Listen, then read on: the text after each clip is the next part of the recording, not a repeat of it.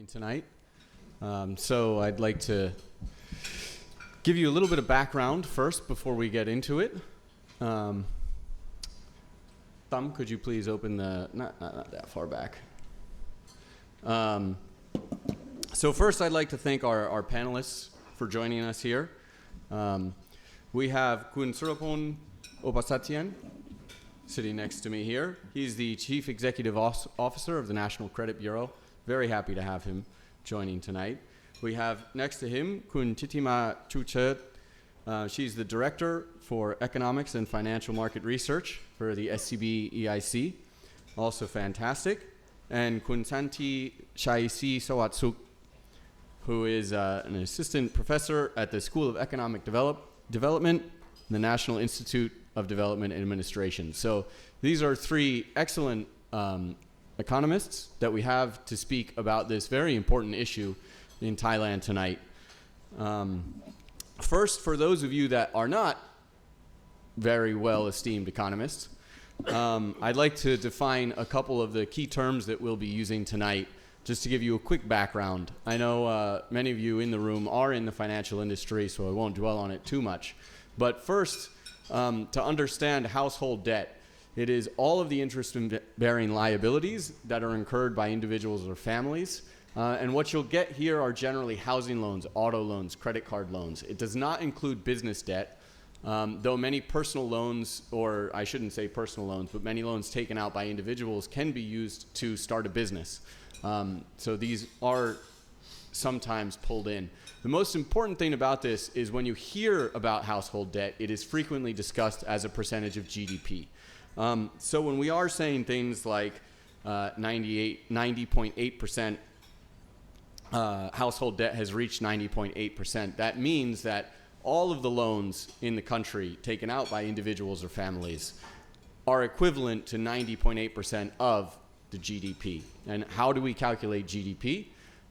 It's using two approaches. The most common is the expenditure approach, which is essentially all of the consumer spending, all of the business investments, and all of the government spendings, and then the net exports. So exports minus imports are put together.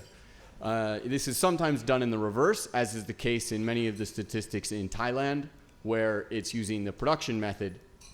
So it calculates the value of all of the economic output less the costs of that production. So if we just sort of sum up these two terms, when we say something like 90.8% of GDP, household debt is 90.8% of GDP, that's to say that all of the debt taken out in the country by individuals or families is equivalent to almost the entire output of the country. So quite concerning and quite, I think, key. Then if we're going to talk about some of the more specific things and some of the very specific problems that we have here in Thailand, first, short-term debt is all of the financial obligations due within the next year. In this case, credit card debt is extremely important. This is some of the revolving debt that is mentioned. And then NPLs, or non-performing loans, are loans where payments are overdue by more than 90 days. I think it's very important to point out that this is over 90 days, over 3 months that these loans have not been paid back. But if they are overdue, but still less than 30 days, I'm sorry, I lost myself in this. If they are overdue by less than 30 days, they are still considered performing loans. They're normal. There's no issue there. So many of the first problems that you might see are not even coming out when we talk about issues of, say, NPLs. So I would like to stress that when we discuss NPLs, these are extremely overdue loans already. Maybe not in an economic sense, but say in layman's terms. And even then, if they are overdue between 30 and 90 days, you get what's called a special mention loan. And you'll see this come up very, very frequently in the panel discussion tonight.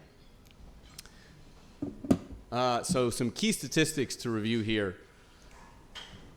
Thai household debt at this point has reached 16.3 trillion Thai baht, or 90.8% of GDP by the end of Q1 2024. Credit card debt increased 14.6%. Auto loans grew 32%. Housing loans grew 18.2%. NPLs have increased 3.6%. And I will have the professionals check my statistics here in case I do have anything wrong in the PowerPoint. But you'll see down here that special mention loans stand at 6.66%, 47% of which are auto loans. You'll see an increase in the NPLs for credit cards of 14.6%, an increase in the NPLs for auto loans of 32%, and an increase in the NPLs of housing loans at 18.2%. Additionally, over 58% of first jobbers aged between 25 to 29 have debts, more than 25% of which are NPLs. We have the data for all of these statistics. As you see, I've linked the sources. So you can come and speak to me or any of the panelists after if you'd like some information, any of the information that's shown here. I want to show you what we're seeing in terms of the changes of household debt. So this is absolute. The chart does not start at 0, so please keep that in mind. But you can see that there was this drop during and then huge peak at the beginning of and then throughout COVID. So this was perhaps the biggest issue that Thailand faced with regards to household debt in recent memory. You'll see later some information on the recovery from COVID, which has actually been far worse for Thailand than for any other country. Or not, I shouldn't say any other country, than for many other countries. And then you'll see that it has been increasing again as we get further into 2023 and 2024. My company did a survey with 300 people, just consumers, your everyday people. We did not, bias it. It was not done online. We went out and we spoke to real people, and it gives you a real insight into how people are actually living. One of the things we tracked in this survey was what their expenses were. And you see this red line cutting across is 100% of their income. So in this case, this is mortgage payers because a huge portion of this debt is housing debt. We also did look at renters, and they were much better off. But in this case, the mortgage payers in our survey of 300 people, if they were earning less than 30,000 baht per month, they had higher expenses than income. And this is where you get into this debt trap to begin with. And you'll see it's quite bad for those earning 20,000 and less, which make up a huge proportion. I believe it was 67% in our study. A huge proportion of the Thai population.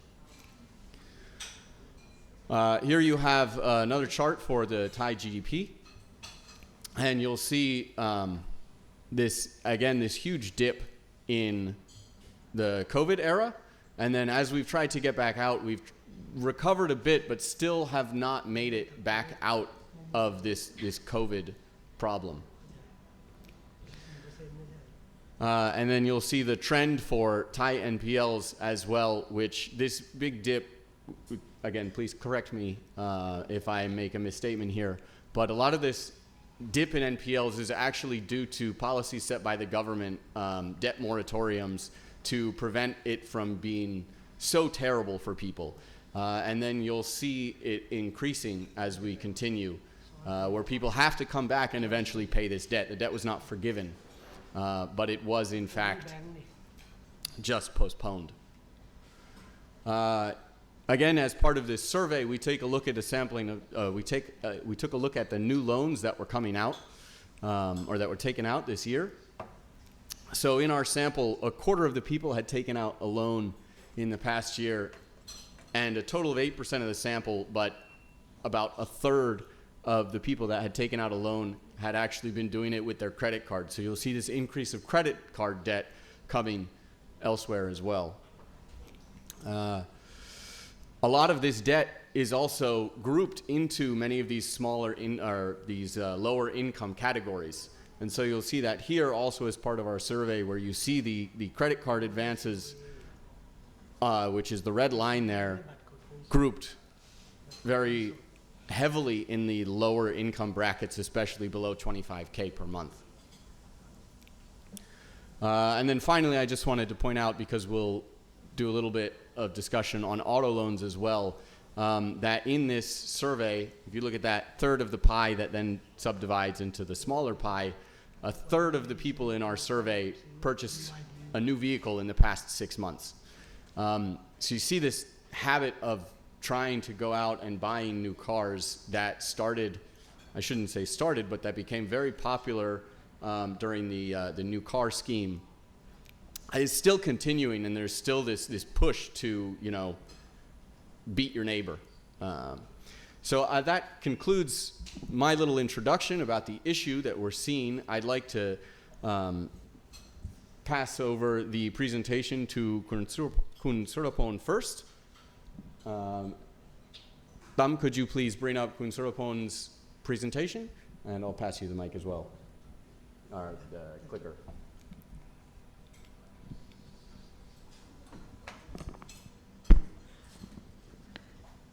Okay. First of all, I would like to thank you for you to invite me and my colleague to present about the situation of the household debt.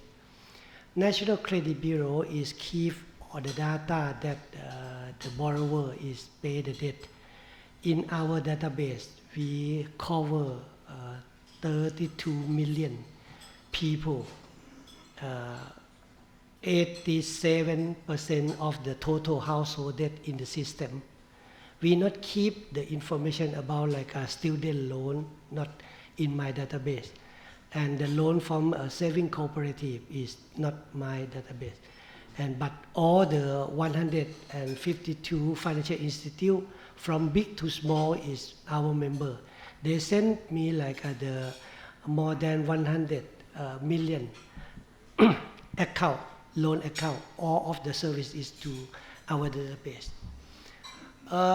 Thai household debt is 16.4 trillion. This is the total amount. This is a formal figure that report by the Bank of Thailand. The Thai household debt informed in the credit bureau that I mentioned is the 13.6 trillion.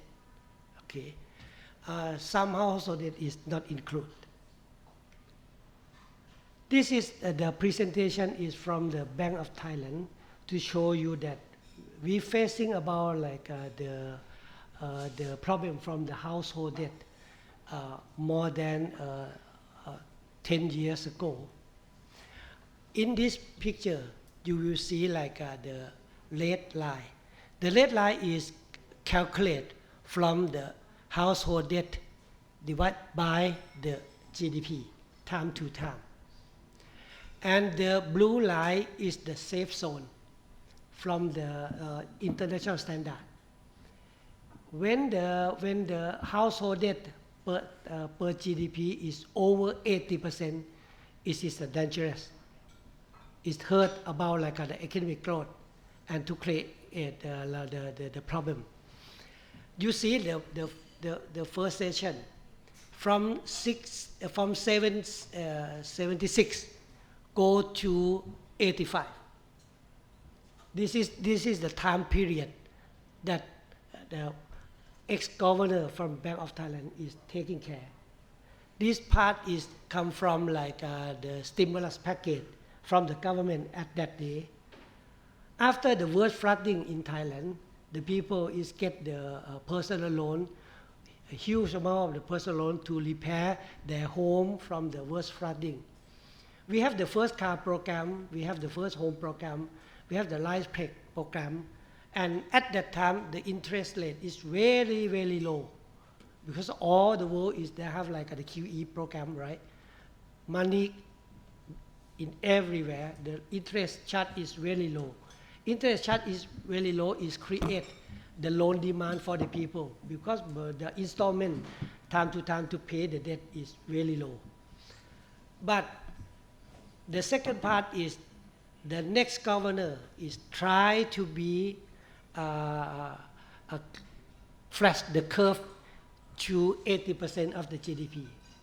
At that time, they're using like the LTV for the real estate. They're using for limit the people who have like the low income to get just only 1 card or 2 cards, not more than it. But the red line is growing up sharply. This is the COVID time. The third governor is come, right? Dr. Srettha Thavisin. He taking care about like the household debt is growing to 94.7%. This is the peak. After that, the GDP is come back slowly. The calculate is 90% today. First question is, the target that the Bank of Thailand is want to go to 80% to the safe zone in the middle to long term. But the formula is calculated like this. Household debt is growth 3%. GDP is growth 1.5%. How we go to 80% in the medium to long term? It means like the loan growth will be slow, right? The GDP will be up. We will go to like the end of the target is 80%. Next. Why the problem is household debt? Every 100 baht that the people is borrow from the financial institute and classified to be the household debt, 70% they use the debt to consumption. And they get the future income to pay the debt. But the future income is not come on time because the COVID come. The income is shocked. 3 years that we facing with like the COVID pandemic, 2.4 trillion is gone. This is we call the income shock scenario, calculated by the Bank of Thailand. And you see like this. If you compare the structure of the household debt with like Malay or any country, it's different because the loan for consumption in Thailand is high proportion. This is we call it is the structure problem is difficult to resolve this problem because the future income after the COVID is not similar before the COVID. Next. You see the loan growth. I classify to you that the loan growth on the right side. You see the auto loan. Year on year is the loan growth is minus 1.5%. The total loan growth is 2.9 or 3%. The home loan is the year on year is 3.8%. It's very low. Okay.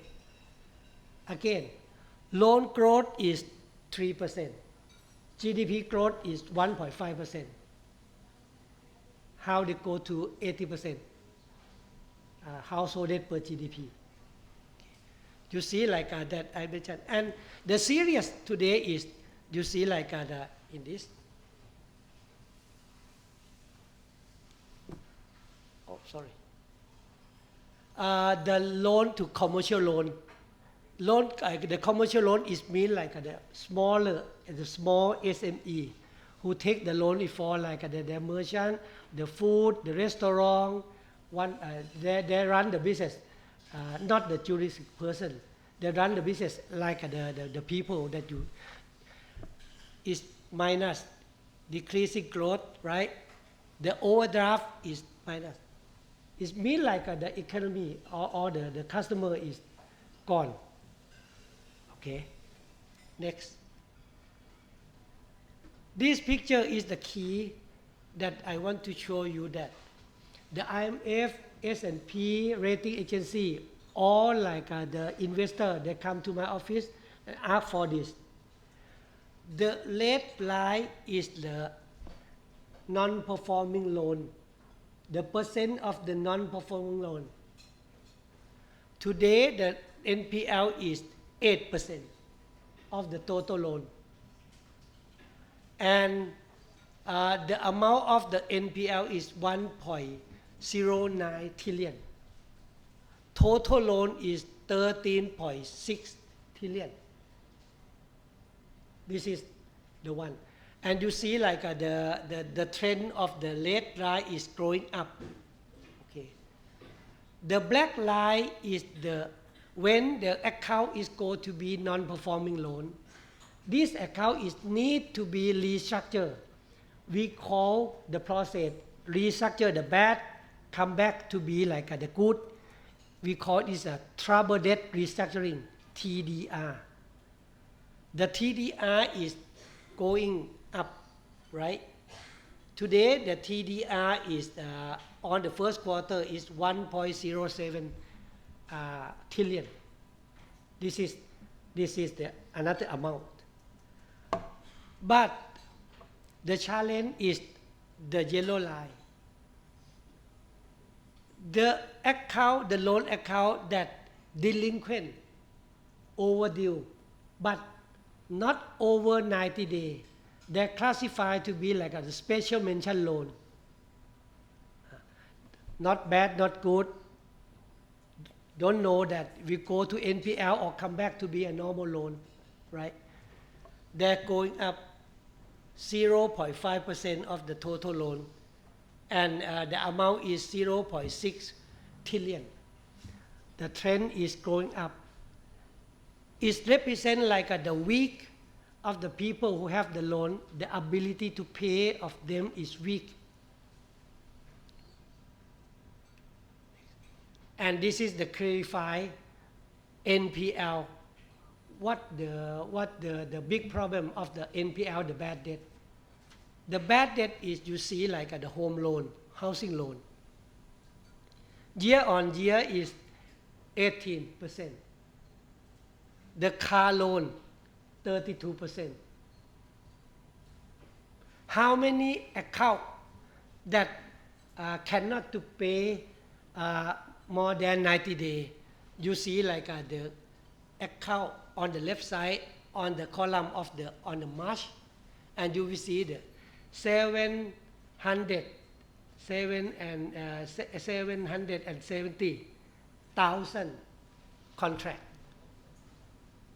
This is to show you that we have the problem about like the car loan. Okay, because the bad debt, the process is the car will return to be the lender.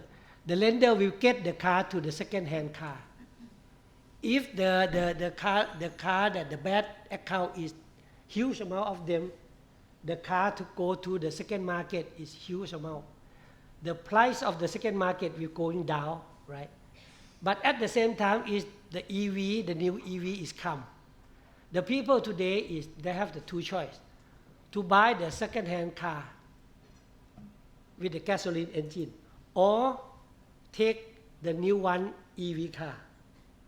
You see like the situation, right?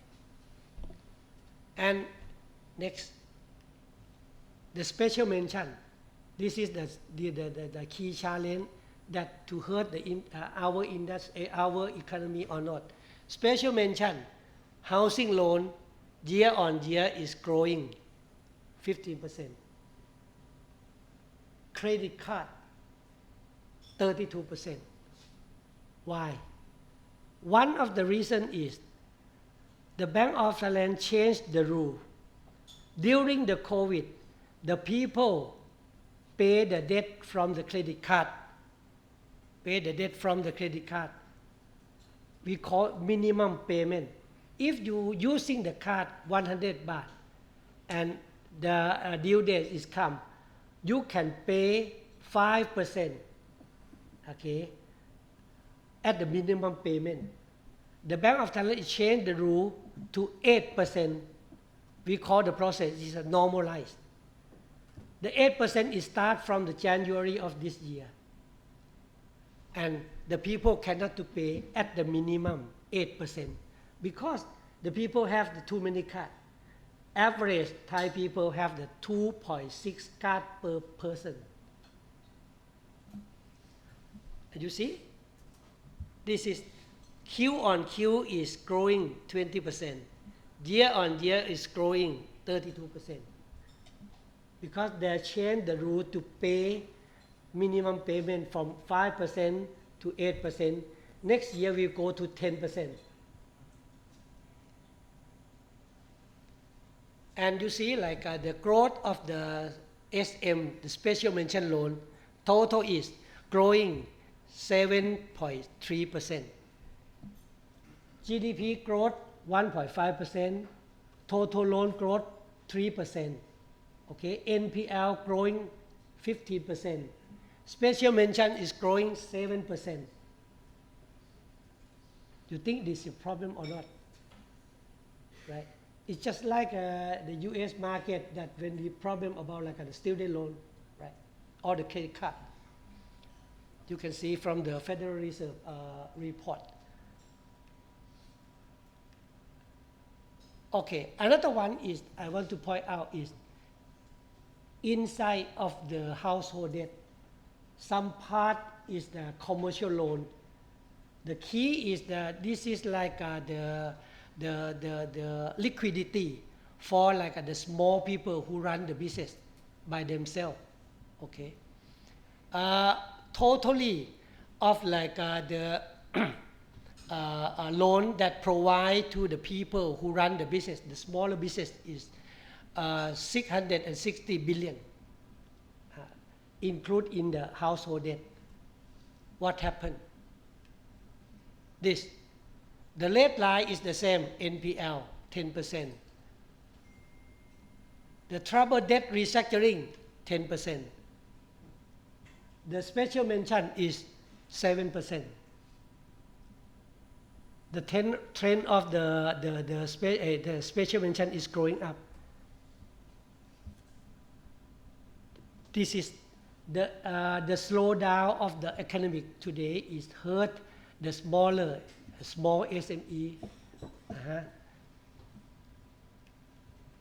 And I come back that how many years that this the SME is open account. We want to know that the SME today, the smaller people today, that convert to be the non-performing loan, cannot to pay the debt. How long that they open the account? You will see it 3 years. 3 years from now is cover like the period after the COVID, right? After the COVID, the pandemic is end, right? But they hang with like the after the COVID. Okay. The special mention is growing up. With the account is open 3 years ago.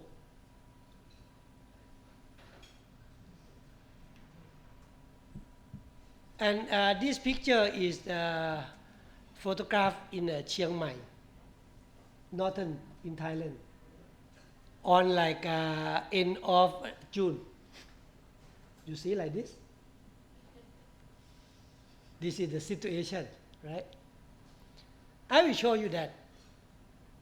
After the Bank of Thailand have the package to helping the people in like the difficult period, the program to helping the people and at the same time is normalized like the credit standard. What happened in 4 months? The data will say like this. Housing loan.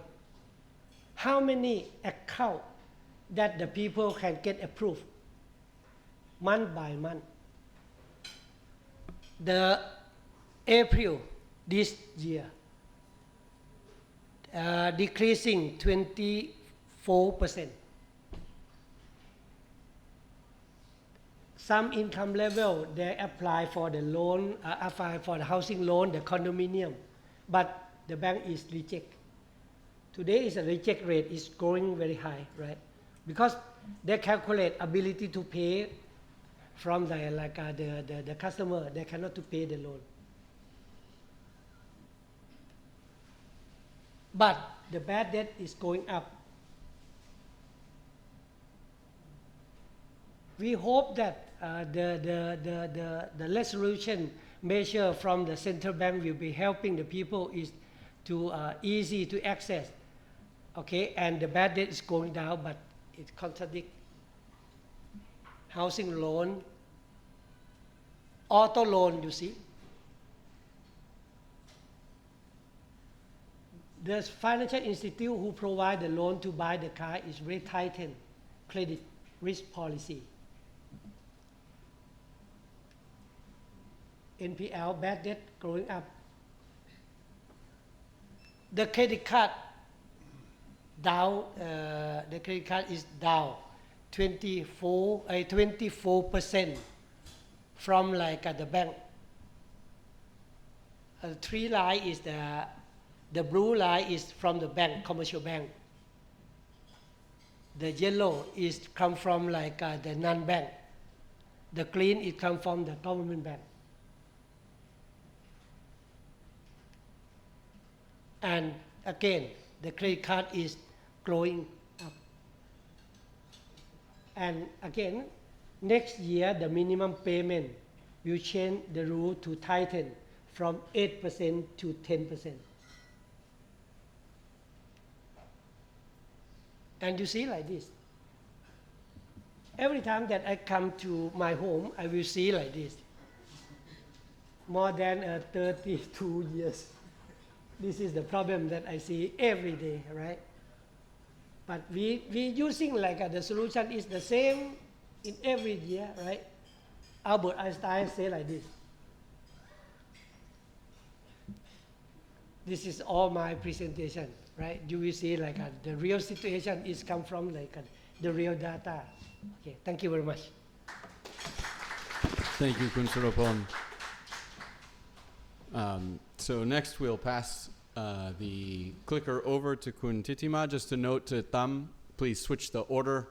Kun Surapol was very, very nice to point out that Kun Thitima should be sitting in the middle. I'm very excited for her presentation as well. The SCB EIC has excellent reports and excellent charts. If you do not go and read them already, you should. I highly recommend them. First of all, thank you for having me tonight, and pretty exciting because I have to speak after Kun Surapol that already show you how dangerous the problem of household debt in Thailand that happened. Maybe my role at this time, I would like to show you the overall picture of the Thai economy, so you might get some more jigsaw about the Thai economy, the cost route that become part of the high household debt ratio that he already showed you. This one I show you the situation of Thai economy, the recovery part for the Thai economy.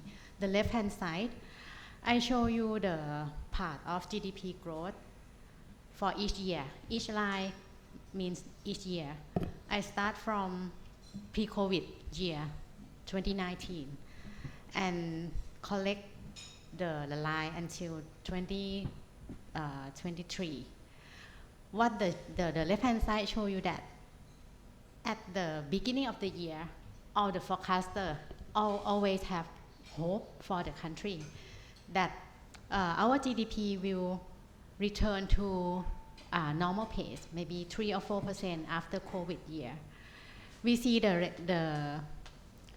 line in 2020, that is the first COVID year. It's okay because the growth trend down from the beginning of the year to minus. That's the COVID crisis.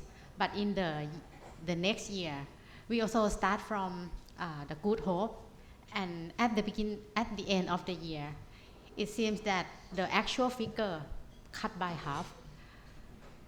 First year, second year, third year, and also the fourth year. Last year, we also disappoint. At the end of the year, we start from maybe 4% and then end up the year with the figure less than 2%. That's the Thai performance for the recovery. In the right hand side, I show you our Thai recovery part compared to across country, maybe 100 among 190 countries in the world. We point the level of pre-COVID level at 100, and you can see Thailand in the brown line. It took 4 years long for Thailand to return to the pre-COVID level, and it's in the lag group among other countries in the world. So this is the performance for Thai economy. I already took you the background, but how about the outlook? Here, the SCB EIC also project the growth outlook in this year and also next year. We start the beginning of the year at smaller figure, smaller hope compared to the past. We learned the lesson. We start from 3%. And now we passed half year already, right? We already revised down the revision twice. So far, we cut down the revision from 3% to 2.7%, and so far the current outlook is 2.5%. Several components turn disappoint for us. For example, export of goods, and also the government spending. Many of you might heard about the delay of budget act. So this caused the revise down of our GDP. For next year, we still see that the growth maybe continue to recover, but growth rate is also lower than 3%. That's what we project for our economy. The right-hand side is the momentum of the economic recovery this year. We hope for the best that the first quarter GDP growth is only 1.5%. We hope for the better that in the second quarter and also the second half of the year, the performance will be better. In the first half, 2%. The second half, 3%. So in this year, growth outlook will be 2.5%. It's quite low compared to what Kun Surapol mentioned, that the household debt growth about 3%, but the performance for GDP is still lower than the speed of household debt. This chart also show you about the household debt part. Kun Surapol already showed you about the part, but what I want to add on is the decomposition of the debt ratio in the left, bottom left of the figure. The red color is the growth of the stock of debt. The blue is the GDP growth. If the nominator increase, I mean if the rate increase, so the ratio will go up. But if GDP increase, I mean if the income for the country increase, the blue shade, that will bring the debt ratio down.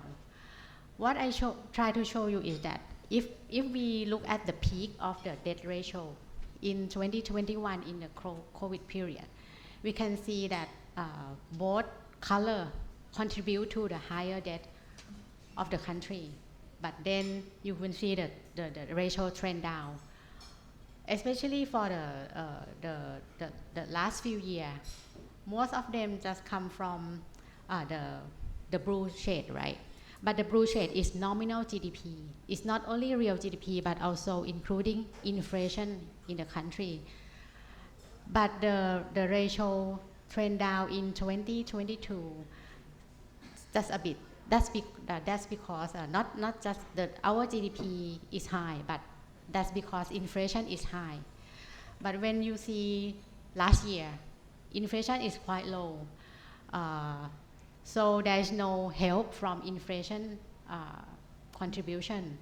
But you see the rate contribution will bring the debt up, and it will stay elevated around 90% of GDP. The right-hand side, I show you the household debt for Thailand compared to other countries in the world. When you see that Thai household debt become number one among emerging countries, that is pretty sad. Among Asia, Thailand just below Hong Kong and South Korea, which is already rich. But for Thailand, we can't say that we are rich, but we have very high debt. So this is a situation so far that we should be concerned about this. What's the reason? So I will try to show you that the reason is that for Thai national income per capita, you see the trend from the left side, trending down. So far it's grown just only 1%. This is the average for Thai people. The right hand side, I try to show you the K recovery. The blue line means the top 10 for the Thai people. If we stick to 2019, the pre-COVID level as the beginning point, we can see that the top 10 group of the people, their earning already recover over the pre-COVID level. They look fine. But the problem is the brown line.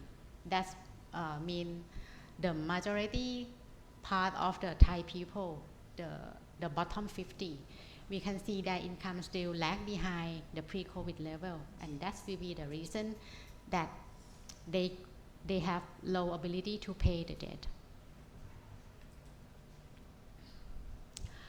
I will try to dig in more detail. Earlier, I tried to show you the macro picture of the economy. Then this slide, I will try to find a stylized fact for the Thai household.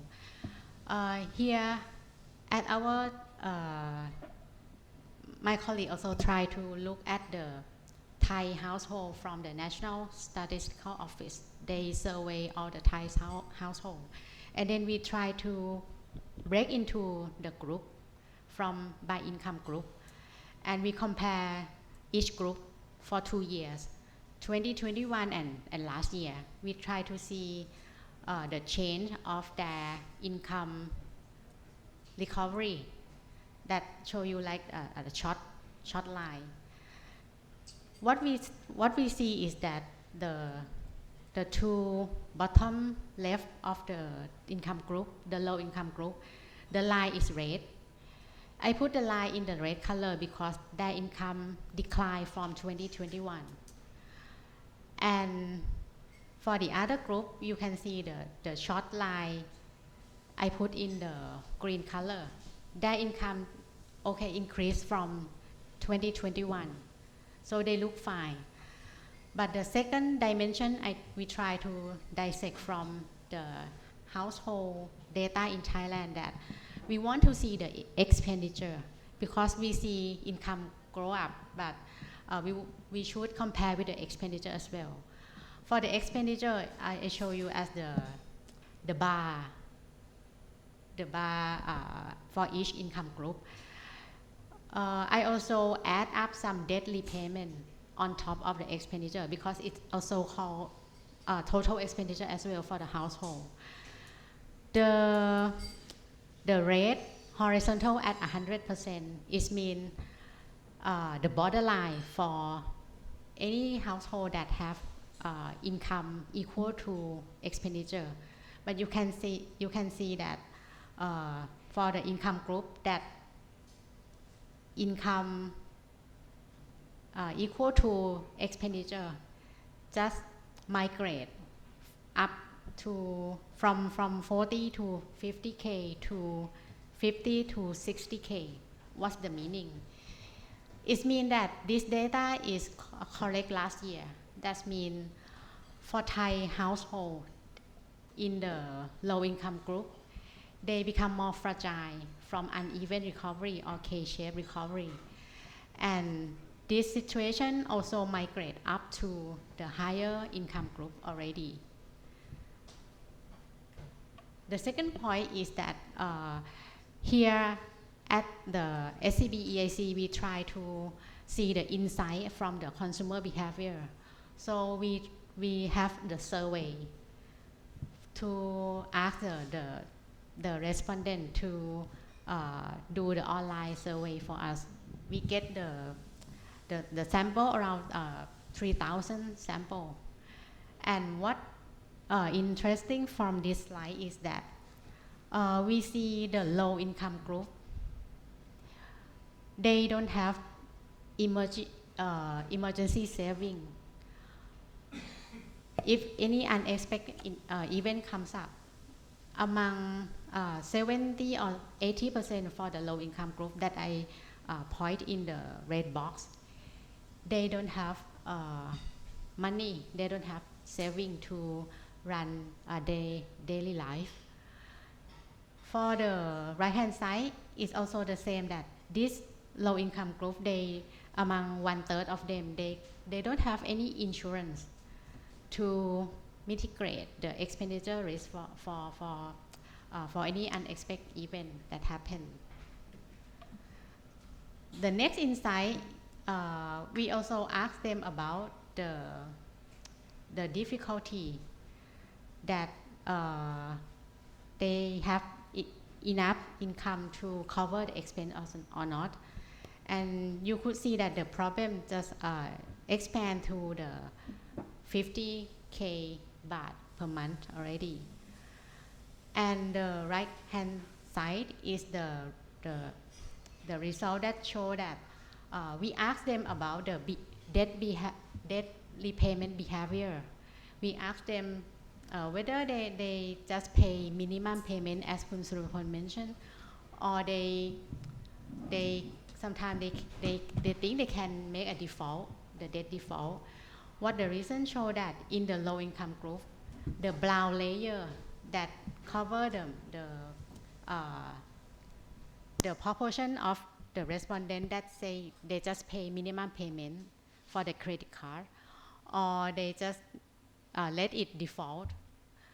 This type of behavior cover around almost 50% for the low income group. So that means they will have debt, they will be in debt persistently for this kind of debt repayment problem. For the second reason that we try to find why Thai household debt is quite high. The second reason is the labor productivity in Thailand. We see the trend for the overall number for the country is already trend down. But if we look at the labor productivity by sector, we would see that for almost all the sector, their productivity just lower compared to the COVID period. If we look at the agricultural labor, the level of their productivity is lower compared to other occupation. And you can see that in the red box that I make a remark, many labor in Thailand work in that sector, so that will be another problem. The third one is quite interesting because the left chart, I show you about the ratio of informal worker in Thailand in the blue line. Before we see the good trend that the ratio of informal worker, it should trend down, right? Because Thai worker will relocate to the formal work and they will get security, social security, something like they have insurance for their life. But after COVID, especially last year, the trend just bounced back. So this is not a good sign for Thai labor market as well. And most of them in the blue line, they work in agricultural sector or also some other kind of service sector. We see this is a big problem in Thailand. We call it like a structural issue in Thai household sector. And we see the policymaker try to push down the debt level, as Kun Surapol mentioned. The Bank of Thailand also launched so many regime or scheme since the COVID period, and so far it start from this earlier this year. We call responsible lending. The lender should be more responsible to the borrower and try to help them resolve for the debt problem. We see a lot of measure, but in our view, we see that this measure, it takes time to reduce the debt stock for the Thai household. And the right hand side is our view that this problem should be added with more policy assistance. For example, we see the government try to do more subsidy to reduce the expense for the low-income household. That's good, but maybe it's not enough because it's quite short term. Liquidity assistance already there, but what we want to see is that the comprehensive debt resolution. Maybe later we will talk about the resolution, that how fast and how effective this scheme can help resolve the debt problem. And other thing is that we think not only liquidity assistance and also debt resolution, we think Thai labor need more resiliency and also the safety net for their life. They need to up their skill or the productivity for themselves to help them get back to the formal work, so they will get higher paid in more sustainable way. And I think government should do some more basic welfare for them, and also try to help them with the social mechanism like the risk management or the insurance that they don't have. So I think these are the measure to tackle expense and income and also debt should work at the same time to be a comprehensive package for helping Thai household. Maybe I will stop here and we can make Q&A in next round. Thank you. Okay, thank you, Kun Thitima. I will as often happens with economics issues, once you start going, it just goes and goes. There's so much to discuss. So we'll pass the microphone off to Kun Santi to share his presentation as well, and then we'll start moving to some more specific questions. So Kun Santi, please. Okay. Thank you very much. Thank you, FCCT, for inviting me here today. For me, I basically come from an academic side. And first of all, I would also like to thank Kun Surapol here, because some of my slide here was actually taken from his earlier versions of informations. So you are going to see the same pictures, but I mean earlier versions, but I'm going to point out some other views that I have, instead of just looking at how trouble we have in terms of household debt. So, to be honest, I don't know how to start when we talk about household debt, because it seems like there are so many things involved.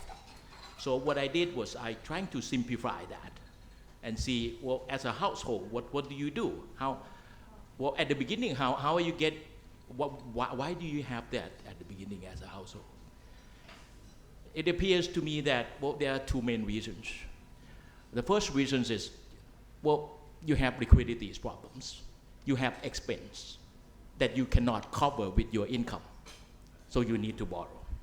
That will be unnecessary expenditures that you will need. So that is the first reason.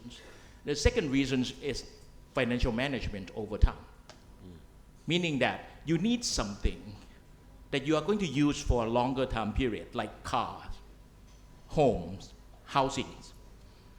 So it is a huge amount of money where you don't want to actually save all your life until you're 50 and then you have enough money to buy a house.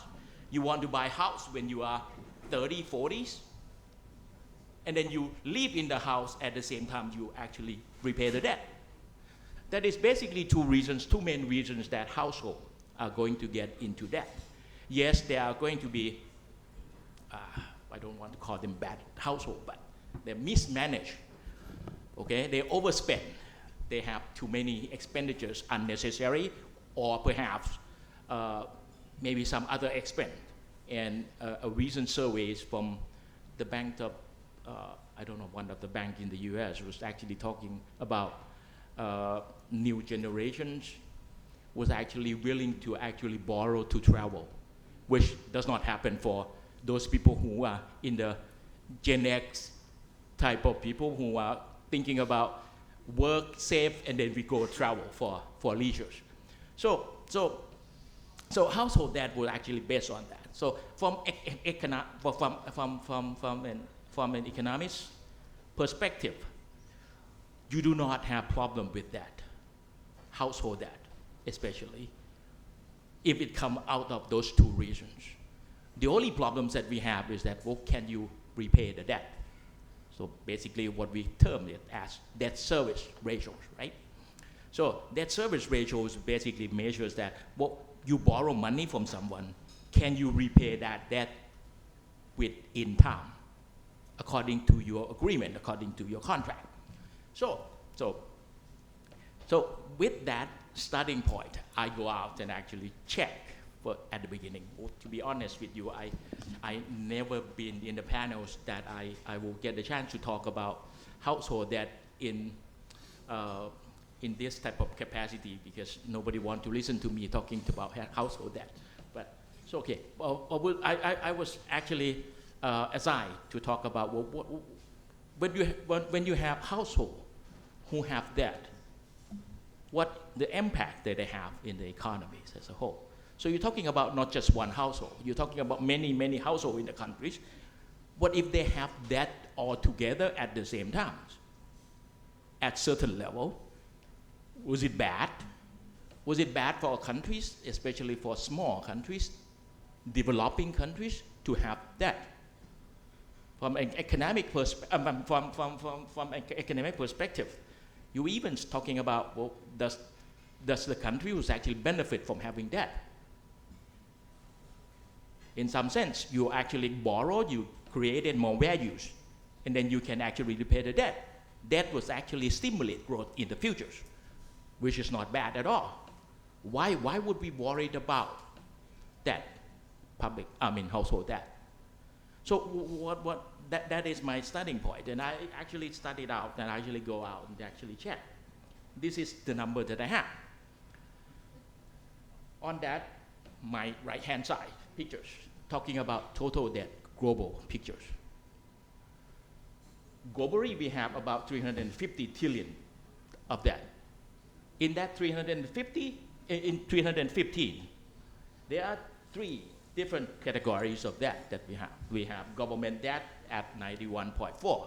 We have business debt at 164.5. Household debt was actually at 59.1%. You do simple math, calculating, put it in ratios, you find an average of about 54%. So debt to GDP ratio is about 54% on average globally. What about Thailand? Thailand stands with Kun Surapol's number now, it's about 90% plus. So 90% plus is actually far above that 50% average globally, right? And Kun Surapol just mentioned that we are not even aiming at going back to that 54%. We only aim at going back to 80%, according to BIS, Bank of International Settlements, and saying that, well, if you can maintain this 80% level, you are in the safety zone. But for us, we are not. We are at 90% plus. Now, why is that a countries like us going up all the way to 90%? Was it because of crisis? Was it because of COVID-19? Well, this is what I borrowed from Kun Surapol. Exactly the same graph, previous version, because this is right at the year that we have COVID, 2020, quarter one. And what I would like you to have in this picture, instead of the information you get from Kun Surapol, is this. Well, our non-performing loans, well, first of all, the total debt was actually high before COVID-19.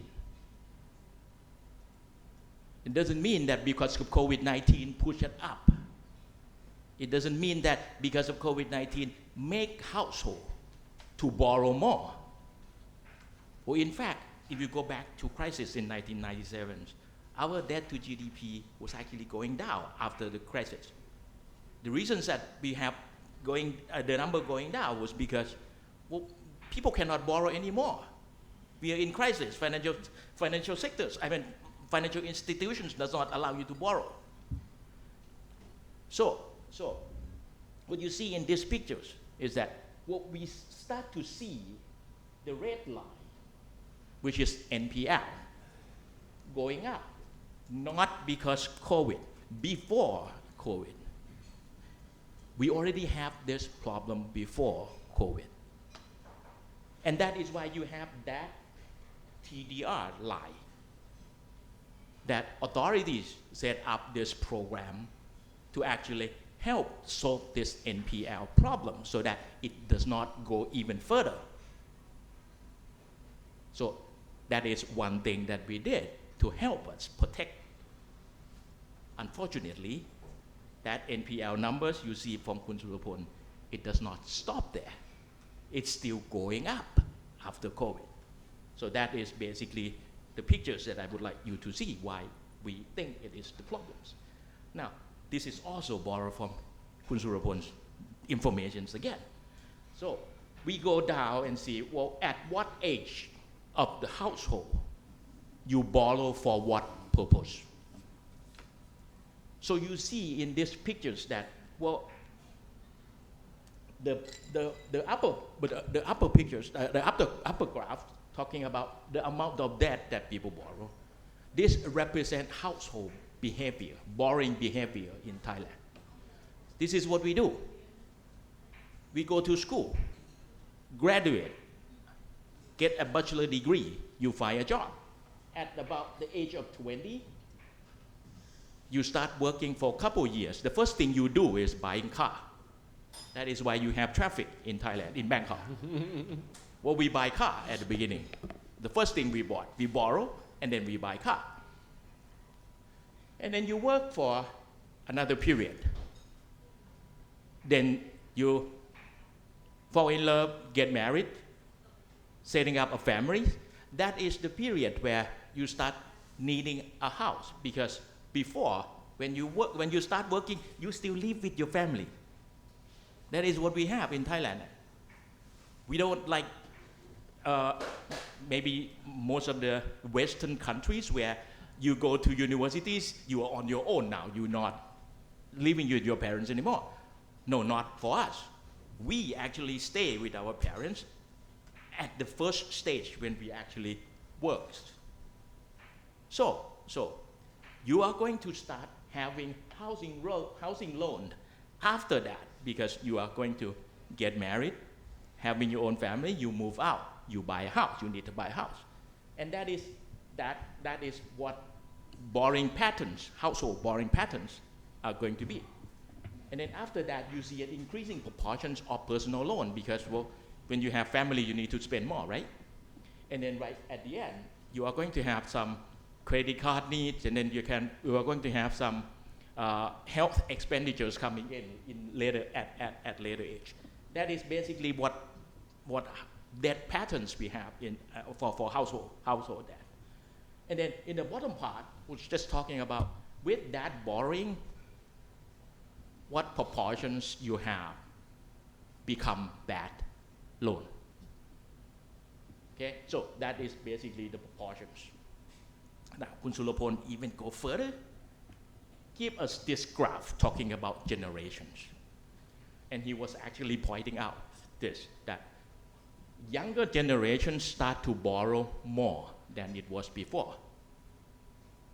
Okay, so you have younger generations, before they live with their parents, the only thing they borrow is borrow to buy car. Now you have younger generation saying that I don't want to live in a house in the outer skirt of Bangkok because I work in Sukhumvit area. I work in Siloam area where the office buildings are. I want to buy a condominium. I want to live here, but I still want to buy a car. So they borrow both car and condominium. So you have younger generations having higher debt. Unfortunately, those group of people, as Kun Surapol also pointed out at that time, is the most NPL group of, increasing NPL group. Okay, but what I would like to point out here from these pictures is this. What you are going to see is that you are going to see this curve moving out to the right-hand side, meaning that you are going to have a flatter tail. So an easier way to understand is that you are going to see household get old with more debt, and they are going to die with debt. Now think about this.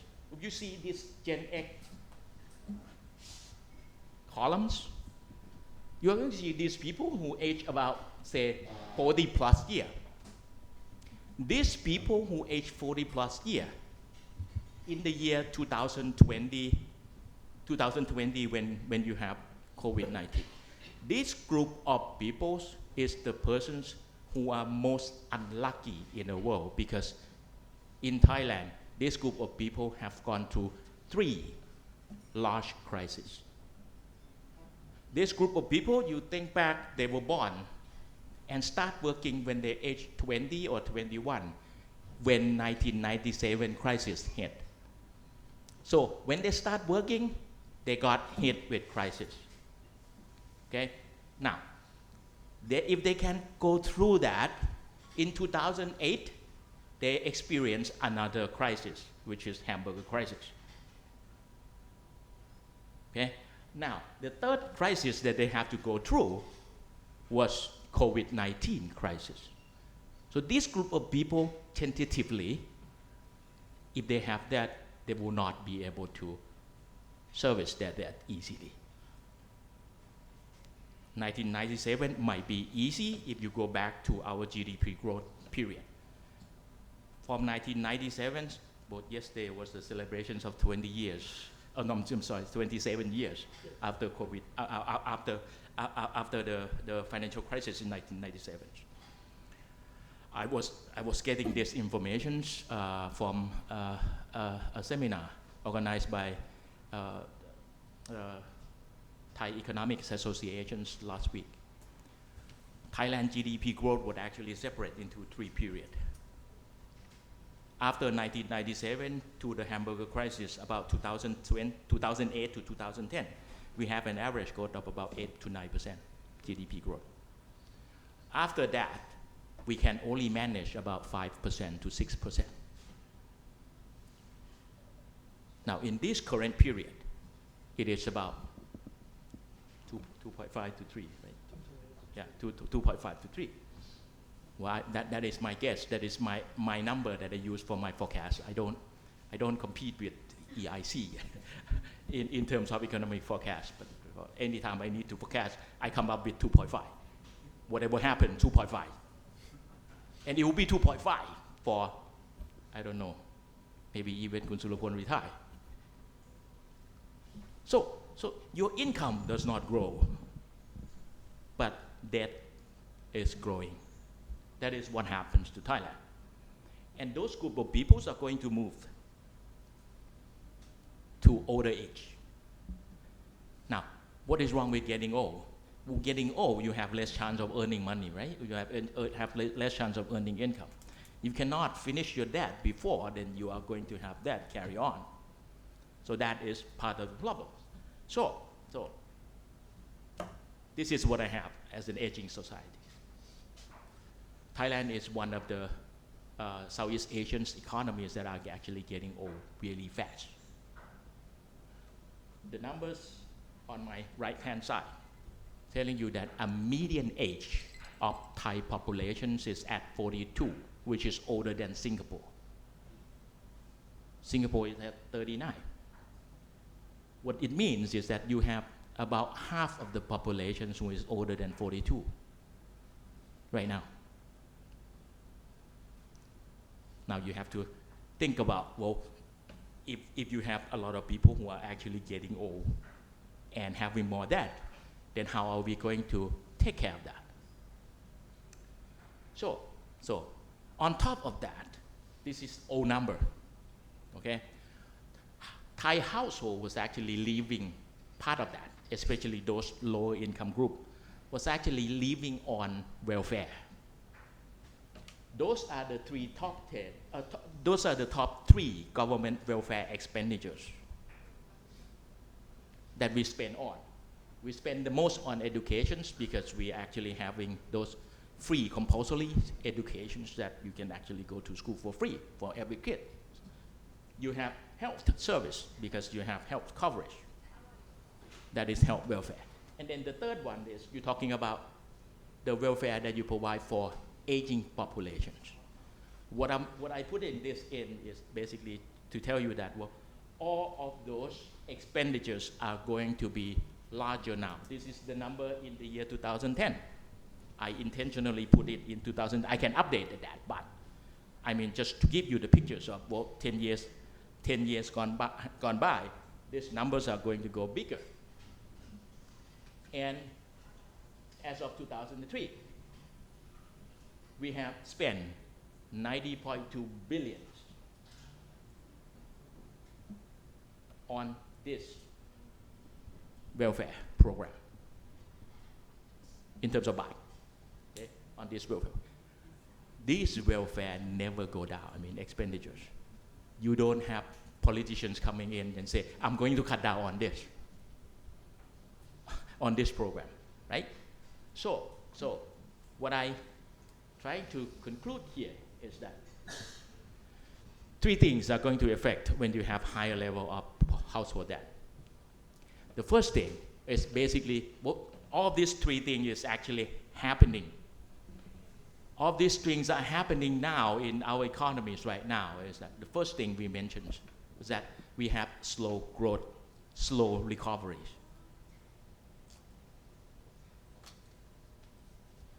It is not a surprise to me that Thai economies are going to recover slower than any other economies in the world. Because this is our structures. We haven't changed anything. Well, back in 1997, we have crisis. We recover fast because, well, we opened our market. We use our export sectors. Export was going like 30% because exchange rate was actually depreciated a lot. As of now, we don't have that opportunities. We cannot have Bank of Thailand going out and say, well, I'm going to devalue the Thai baht again. We cannot have that. So the first thing is that you are going to have slow growth, and that slow growth are going to take longer time expand if you don't fix this household debt issues. The second issue is talking about inequalities. Yes, we do have inequalities problems for a long time. Official information saying that we have improved in terms of inequalities, measured by that Gini coefficient, Gini index.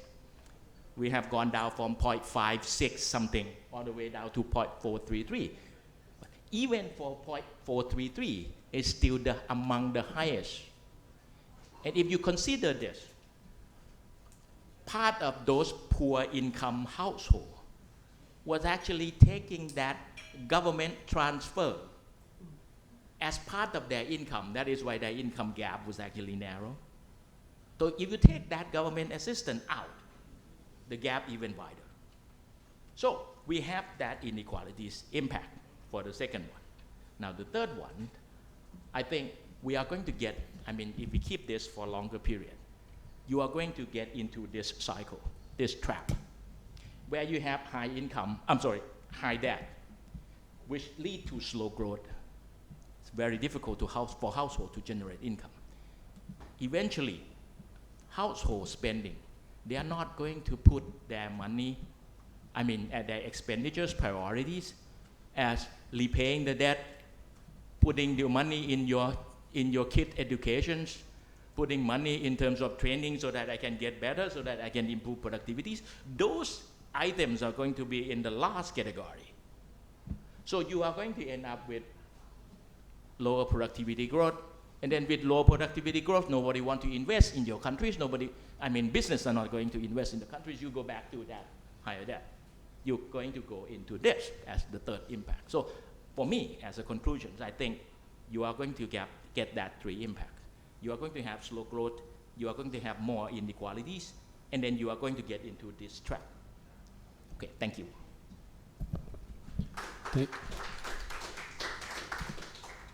Thank you very much, Kun Santi. I think that was a wonderful job of grounding the issue into very real terms.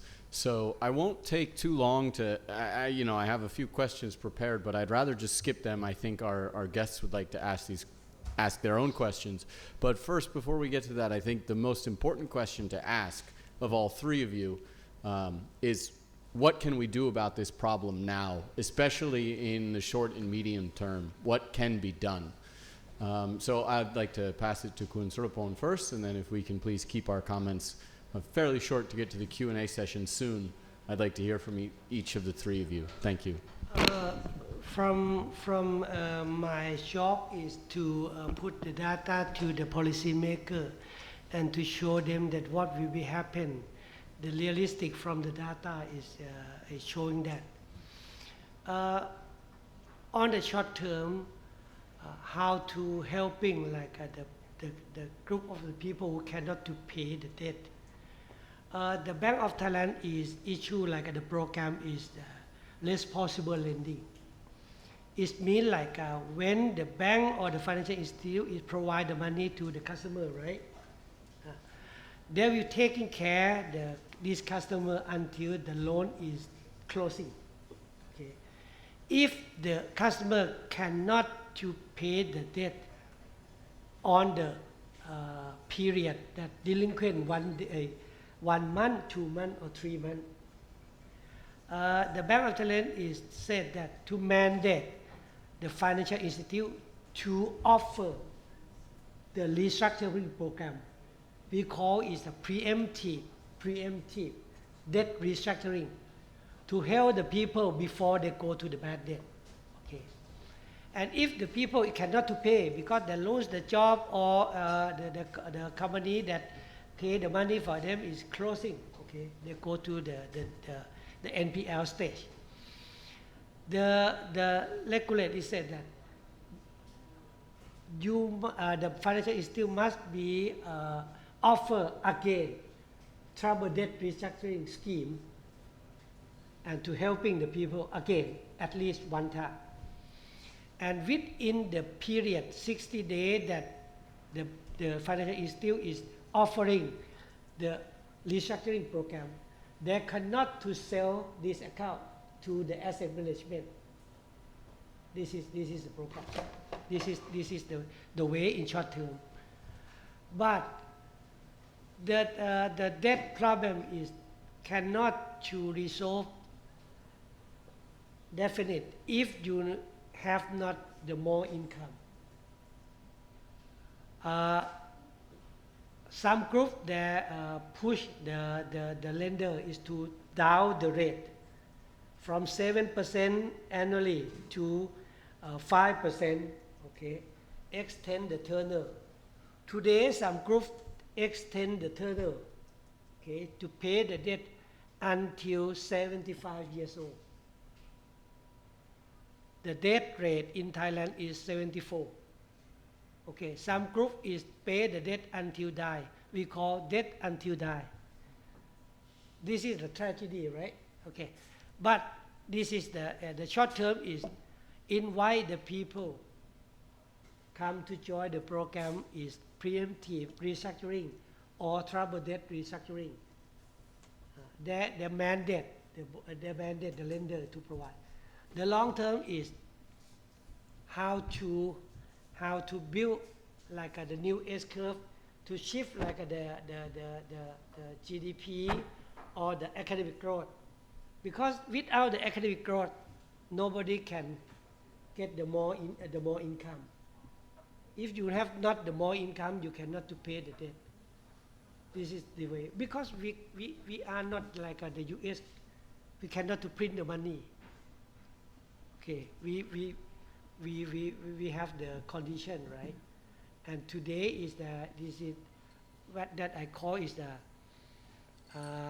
either you come back to the government budget today. You see like the government budget is a revenue, right? This is the expense. They have the deficit, right? They borrow the money, right? It's the same. The household balance sheet or the government balance sheet is the same. Okay. The people who stuck in the problem of debt, they cannot to happy life. This is a difficult. Okay. For example, when the crisis it come in 1997 with my life, I have a 3 kids.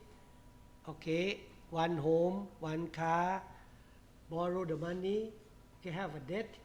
My salary is decreasing. First time 20%, second time another 20%. I have the salary at that time is only 60% at the receive. I calculate the saving of the money. Okay, how many months that I can pay and control like this. This is the way that we go. You cannot to dream with like the good life during the tough period that the debt is come in every end of month. You can see in every company, you can talk with like HR company at that time. When the day it come to 25 until the 7 on the next day, next month, this is we call it like the emergency period. The borrower, the lender will call to the borrower, right? They have no focus on the job. This is the situation, and debt restructuring in the short term come back because you have a debt. And the long term is okay. How to build like the GDP growth, the income will go, right? But the problem is not impact everybody. The problem is impact is the low and middle income. That's Thitima mentioned is 60,000 baht per month lower is facing like the problem. The data is showing this. Thitima, please. For me, I think the urgency is the lower income group for the household. So I think the policy should target to the right group of the people to help them about the cash flow. I mentioned about the expense that government try to relieve their cost of living already, but it's quite short term. And the other thing is the expense for the debt repayment that also need comprehensive scheme of debt repayment that Kun Surapol already mentioned. We have that, but the problem is low income household. There are too many households in there. They are quite too small to reach out this program, and maybe the policymaker should report the effectiveness or the progress of this, whether how much this scheme can help how many households, and they can put more effort to help and to get them access the financial access and reduce the debt payment. And the other thing is the longer term policy to increase their salary. That means to help them get back to the formal work. That would be better. Okay, thank you. Kun Santi, do you have any maybe perhaps more extreme suggestions other than earn more and pay less? Well, this is going to be difficult questions to ask because, well, if you ask the same questions here to authorities who are actually in charge of looking after all this household debt, the answer you are going to get is that we have done all. We have done everything we can. This is their fault. This is the household's fault. That is why they get into this, that issue, that problems. But what I think is important is this. Well, most of the policy measures that I have so far, that I have seen so far, is more or less a one-size-fits-all type of policies where household debt are going to be different. I mean, different groups of different group of household. They have different characteristics. They have different reasons of getting into this debt, and they have different reasons for actually getting into debt problems where they cannot service it. So, if we are going to try to get something done, I think that we need to find some type of tailor-made type of policy. Specific group, you do it first. For examples, in the past, we do everything the same. And we tend to forget one group of household who actually working their tails off. They actually cut off expense so that they can keep themselves not being NPL. They save, they actually not spending money on this and that so that they can pay off the debt. Those households are going to be considered as good debt. So we don't have to worry about them. You don't reward them. So this is like, you see people actually fall into the waters. This group of people was actually very, very close to the bank. And you basically ignore them, then say, well, they will be able to get up on their own. And in some cases, you actually push them out. Just like what Kun Surapol mentions. You're trying to help them with that 5% minimum wage. 5% minimum payment. You raise it up to 8%. They work their tail off paying this 8%. And now you were saying that, oh, you can pay 8. I'll collect 10% minimum. And you don't help these people first so that they can get up and actually more comfortably handle their debt. You basically ignore them. And then your focus is basically saying that, oh, those people who are actually going to drown, we need to help them first so we get that people in and then say negotiate. And then you get that moral hazard and say, well, why don't I just swim to the middles of the rivers and say I'm going to drown so that I can get debt restructurings. So those, if you don't categorize those household debt and then, come up with some specific measures to handle those people, then you're not going to actually get things done. As I mentioned in my slide, we come up with programs helping household, but eventually we ended up with higher level of household debt. So that is one thing that you can, trying to become more specific. Inaction type of policy, inaction type of measures. During that COVID that we got locked down at home, I even trying to propose, and a lot of people come up with ideas that why don't we work 4 days and then we have 3 day offs? And why don't we just allow those people who are having that problems to go into this program and work 4 days, and they can have 1 day left, so they can work for more income so that to repay the debt.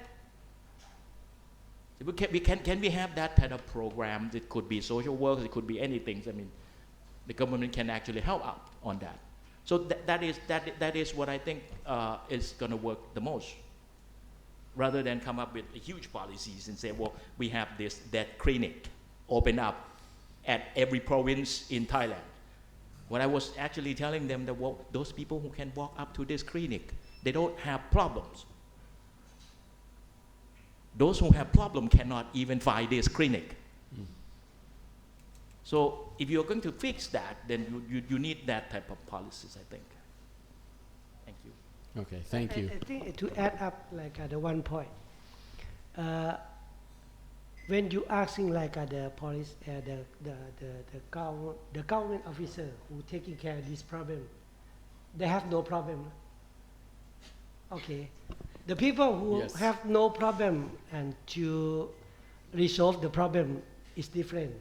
The people who have the problem and resolve the problem, they will understanding the problem, right? Okay. Number two, the people who have the problem, they will push there to create the new way to resolve the problem, because after COVID, we need to be the new answer. Okay, but the many times that we talking this, we will find that everything that we can do, we done it. This is the answer that we received, right? The ex-governor from the Bank of Thailand, we said that some in some forum they're talking like this after he stepped down from his position. The innovative idea from the private sector to resolve the problem, the frontier, the limit, is based on the government officer ability. This is the tragedy, right? Because they do the same, right? They do the same, right? But today, after COVID, the formal sector is downsizing to hire the people, right? Today, some job we pay like a job by job. We not to pay the permanent income, right, on month. The design for like the income, or for example, is this is the first job, this is the second job, this is the third job. It need to be like for the one person. Yes. Okay, thank you. I'd like to invite anybody who would like to ask some questions to please come up to the microphone. I see Gwen there first. I would like to say, though Gwen is very well known in the club, to please introduce yourself first to our panelists before asking the question. But please, Gwen, go ahead. Thank you. Gwen Robinson at Nikkei Asia.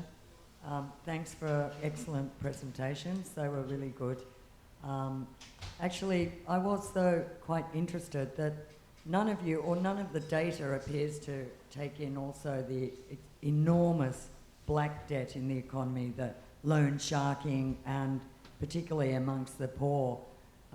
The interviews we've had with some private economists would suggest it's at least another half to 100% again from the debt that we're seeing on the bank records and the data that you've got. I mean, could someone comment on the issue of black debt or unofficial debt, informal, whatever you call it, informal? Okay.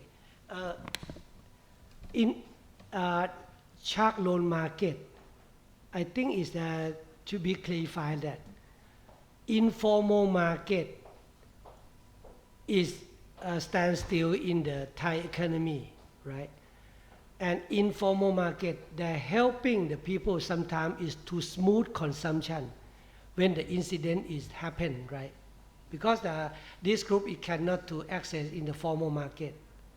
The formal market have the rule that if you want to borrow the money from the financial institute, you will be like the financial institute will evaluate the income to ensure that you have the exactly income to pay the debt on the timeline, like over the timeline, but they have no, right?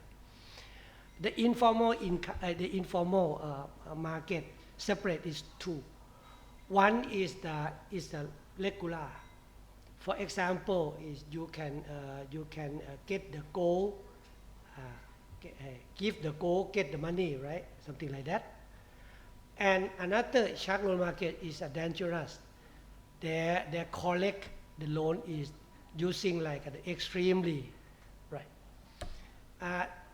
Differentiate. The microfinance, the micro banking finance, to taking care of this group, cannot to use the traditional data to evaluate the risk that these people can get the loan or not. For example, Some country using like the utility payment. If you can pay the utility payment to proxy your income, and with the income you can give me like small loan. The loan that provide to you, okay, guarantee by government body some part to ensure that if the bad debt is come, okay, the subsidy from the government will be subsidy. This program will be like this. I see. But can I just ask a simple question? Is there a figure you would estimate of complete total household debt, informal and formal, putting it together as a percentage of GDP? No information about like an informal. Anyone else? Yeah, it's quite difficult to collect the informal debt data, but as you mentioned, it can grow. Somebody told me that it can be double of the formal household debt that we show you. It depends on the coverage of the informal debt as well. But you make the point that we all three haven't talked about the informal debt, but the symptom that I show you, we have more household that become short of income. That means they need to borrow more debt to survive for their daily life. But nowadays we see the financial institution try to tightening the credit standard for any portion of the debt. So that means when formal source become more difficult to borrow, they will go for informal debt. That will be in the debt trap, as Kun Santi mentioned. So one solution is that the government try to bring that household back to the formal source, and also it need to be reported that how much they can help this kind of informal debtor to be in the formal financial access. So just to follow up on that, would you say that if we are seeing things like NPLs increasing, does that also mean the informal debt is increasing? NPL is only collect from the formal source. But Yes, but that's not what I'm saying. What I'm saying is, if you're seeing this where you know that people who are struggling to get formal debt are then resorting to informal debt, does that mean if we're seeing bad numbers increasing with regards to formal debt, such as NPLs and special measures, does that also mean informal debt is increasing? Well, based on my own experience, that I get a chance to get when I get a chance to get involved with some of the surveys that they have done in the financial loan market. Mm-hmm. Well, it is not necessarily the case. Meaning that, because getting loan from the formal sectors these days for household was actually very, very difficult, because all of the regulations, the system that we created was actually very, very well protected financial institutions, so that you can control NPL not over this level. So it appears that the financial sectors are going to be in a very, very healthy situation.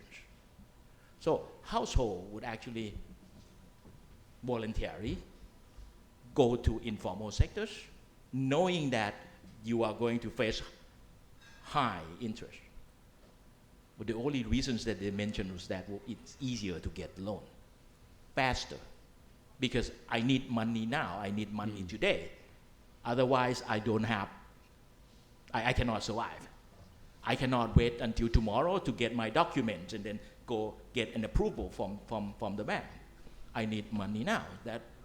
That is voluntary. So my guess would be, well, with that COVID incident, I think a large part of households were actually being pushed into informal sectors. Okay. Please? Yeah, my name's Chris Bruton, a member of the club. Couple of questions. First of all, just elaborating on Gwen's point about the real total informal debt, which must be vastly more than double the figures that you've suggested. What solution can you find for this? I mean, I'm thinking, a couple of friends of mine One is a chief executive of a very large professional organization. He did a survey and he found that about 70% of his staff were borrowing from the other 30% in the company, in the same company. And in another case of a factory, the financial director was actually the loan shark in the company, and they took the salaries that they'd just given back in order to collect their own debts. You know, these kind of problems are massive in Thailand. How do you solve this philosophy, this experience of total informal indebtedness here? It seems to be a kind of national tradition. The second question I have is, how do you really solve this problem?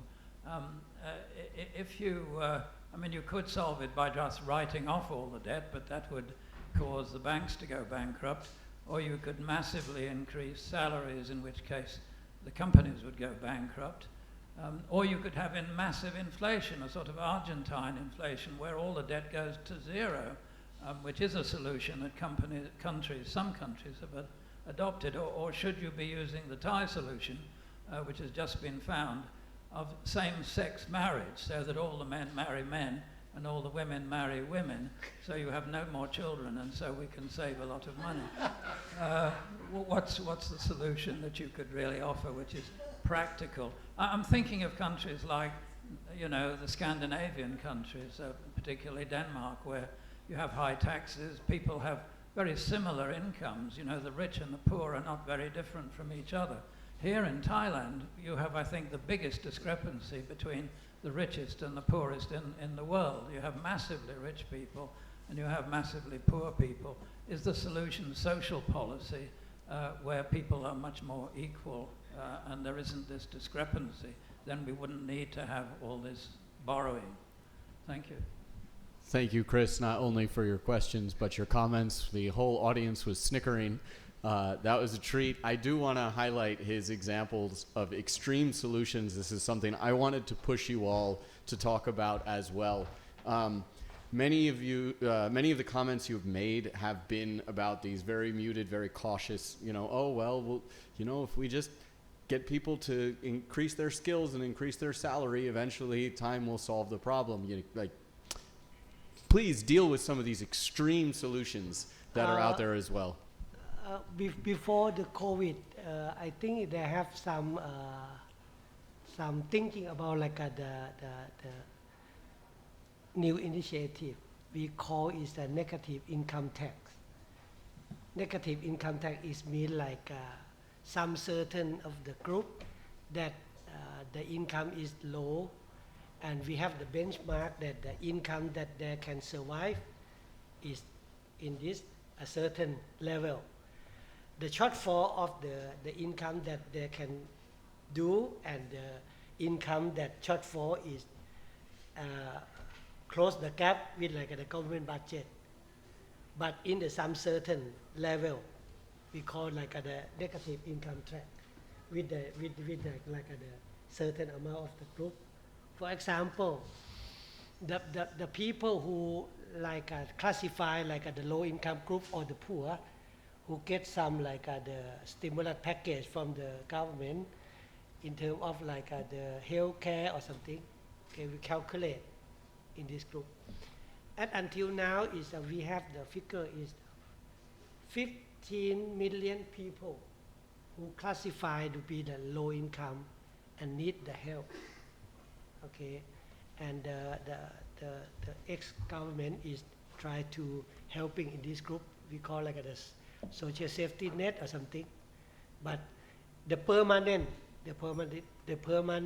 to transfer the budget to close the gap is we call the negative income tax. Yeah. In my view, I think there must be another scenario that Chris mentioned, right? If the company pay too much, they will go bankrupt. But I think the company will be willing to pay if the worker they can work and deliver higher value for the company, so they can sell more, and they can pay them more. I mean the cake is bigger, so I still go to the skill resolution because there is no sustainable way for one person to increase ability to pay for their debt. Another point is that we talk a lot about debt, but the problem for Thai people is maybe their mindset or their behavior. They spend now and pay later.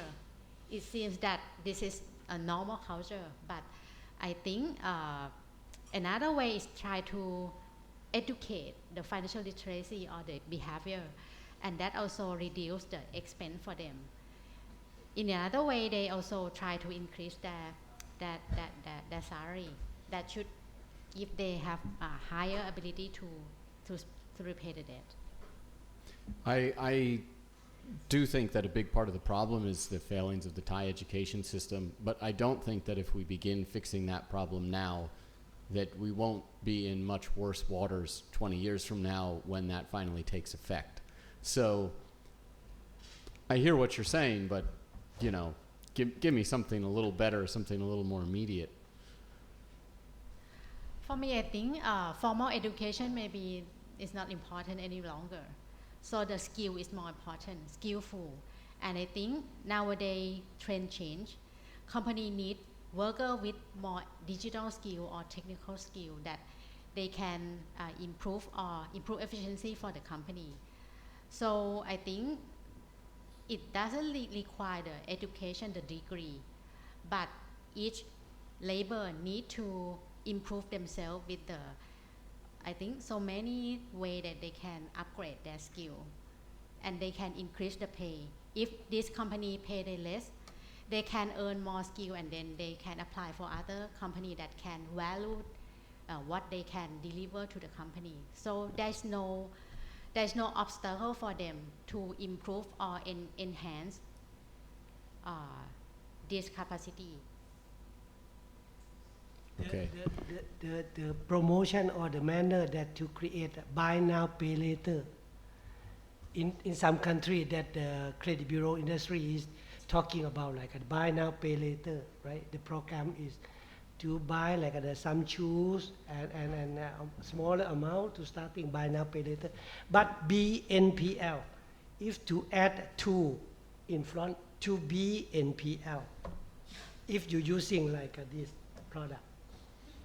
But in Thailand, we alert that to be NPL is a bit NPL, and the Bank of Thailand is in charge in this the service. That dropping the BNPL is not growing up in this country. This is a good way, right? Santi, would you like to add any comments before we move to Pon's question? Well, I don't think any of the choice that you provide was actually fit with us in terms of our capabilities to do that. I don't think that writing off that debt so that financial sectors are going to absorb all of those debt issues are not going to be the solutions. I don't think that pumping up money so that you end up with high inflations are going to be the solutions either. So what I think is that if it is possible, so I would rather go with before that 1997 financial crisis, we used to have that what we call financial institutions rehabilitation fund. I think if this is the time to where we come up with the similar type of package where we are going to have household financial rehabilitation fund. You need to go into details and check of how large this fund going to be and how it will be operated. And this is going to solve the problems that we have that most of the times when we're talking about solving this household debt issues, we have policies, we have measures. But in actions, it is very, very difficult to find. It is very, very difficult to see that, after taking these measures, how much debt you actually solve. So if I'm going to propose something, I would rather go for this household financial rehabilitation fund, and then we trying to, well, we need to be careful though, because that financial institutions rehabilitation fund was actually a failure at the end, right? So there are some lessons learned that we need to take that into account as well. So I think it might be a good time for us to actually help out household rather than just talking about financial institutions. Fantastic, thank you. Pon, please. Hi, my name's Pon van Kampenholler. We manage an investment fund throughout Southeast Asia. I got two questions for the panel. The first question is, this is more technical perhaps, but over the last 2 decades, we've seen non-financial institutions such as Chaisrisawatsuk, Muang Thai Capital, and all of their ilk become more popular.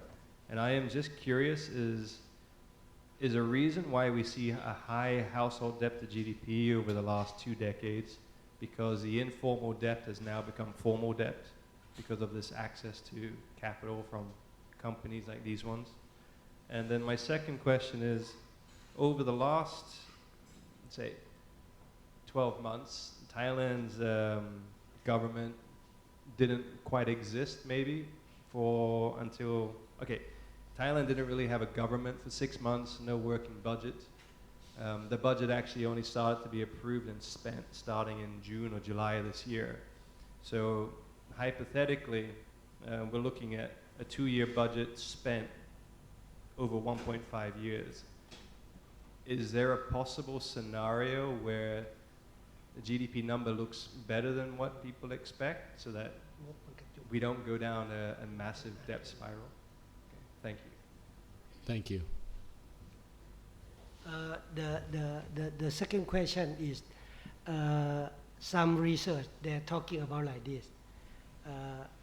The budget from last year, they have like the short period to using, and the new budget will come. The flooding of the budget will go in a big amount, huge amount at the same time, right? But if you see in the detail in the budget, most of them, more than 36% is a salary. The salary is the time to pay, right? Just only like the portion of investment or like the project that can reach out at that time. I think it's yes, it's helping. It's helping the flood of the money. They're helping like to some figure is government expenditure is going up, right? But it's one shot, or is sustained one off. Do you know the contribution of government expenditure in Thailand to the GDP? Oh, you see like the you see like I recommend you to see the presentation of like the advisory of the opposite party. They present about like the budget. They're showing like this is like the source of the income of the budget, and this is the allocation of the budget. That we showing the percentage. It's very easy to see like the balance sheet or the profit and loss of the income, where the money is come, where the money is go, and you will see like okay, huge amount of the money they will going in on the time schedule. That cannot to be the like the flooding. Just amount of the investment on a special project. I might respond for the first question. You mentioned about a non-finance company, right? I think you're correct, because this non-financial company have play more role in the retail lending. One part is right that they can help more household to move from informal debt to be formal debt. But another part is that the program that they provide for them maybe induce them to pay more than they want, or maybe that become a competitive market for financial and non-financial company to enter to the retail loan retail lending, and that you might see the result of that competition. The retail lending become higher and higher, and this is the result from the enter of non-finance company and just active in the retail lending. For the second question, and maybe I will add from Kun Surapol that you might see that the budget delay for half a year. That's correct, but the disbursement will accelerate after. For the current year, maybe end by September this year, but for the beginning of the next budget year, you will see a lot of carryover budget that will be disbursed later. So it means there will be like a backload disbursement that will happen to Thai economy in the second half or maybe the next year. Sorry, let me collect that numbers. It could be like 17 or 18%. We're talking about government budgets about 3.2 or 3.4 billion. I mean trillion. Okay, I won't hold you to it. GDP is Just GDP napkin. is 16 or 17 billion. No, that's helpful. Trillion. Thank you. Well, the first question is talking about, well, why do we have more debt household debt? Was it because of those lending, like what you just mentioned? I don't really think that it is because of the emergence of those type of financial institutions that lead to. My question was more like maybe there was already so many people taking loans but paying 20% a month, and now that they can go to say Chaisrisawatsuk and pay before 30% a year, right? But with higher we saw interest. this reported because that was an informal sector, so now we're just seeing it reported. Yeah, but they're paying higher interest. It is basically just what I mentioned, that people will need that loan. They'll go to any sources. I think after COVID, they're going to easy source where they can get the loan, even though that they have to pay higher interest. Wouldn't you say Chaisrisawatsuk is an easier source than K-Bank? Relatively, yes. But you still don't think that there's a significant number of people moving from informal debt to these, Formal? these less formal, I would say. It's formal, but you know what I mean. Yeah. The low income group and get like the loan from the non-bank for this group, as you mentioned the name, right? I think is the main service is a title loan. Title loan. Yes, it is. Yes. Motorcycle, something Yeah. like that. Okay. Yes, the interest charge is high, right? But it's convenient for the people. Which is the same reason people are going to informal sources. And correct? And this portion or this service is regulated by the Bank of Thailand. And regulated by the Bank of Thailand. And yes, informal come to formal through by like the title loan. Interest charge is high, but lower than shark loan, right? Get them too on board. But the key is the money that they get after they're using like the title loan, where they spend the money for. This. I guess what I'm trying to get at here, and what I think is Pon's central question is, the three of you are better economists than any of us in the rest of the room. So just really in your opinion, more than anything, do you think we're seeing a fundamental shift in how Thais obtain loans by the entrance of these new companies? And in these other situations as well, but specific to Pon's first question, because of these new services, do you think we're seeing a fundamental shift in how Thais get loans? In your opinion only, not according to exact data, unless, as you've seen, you mentioned survey data before, so yeah. Only certain group, especially for lower income, yes, Okay. we do. Yes. What groups would you say? Lower income. Okay. Can you subdivide that at all? Well, I mean, if you're talking about person who have less than 15,000 a month, then they go for anything. Okay.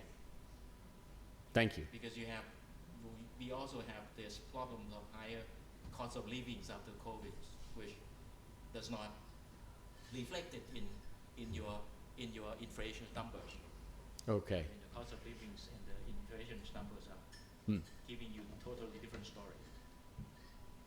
Okay.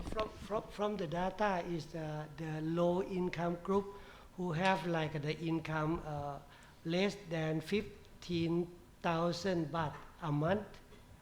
113% of the 100% of income is for their day life, and plus with 25% of the income is for pay the debt.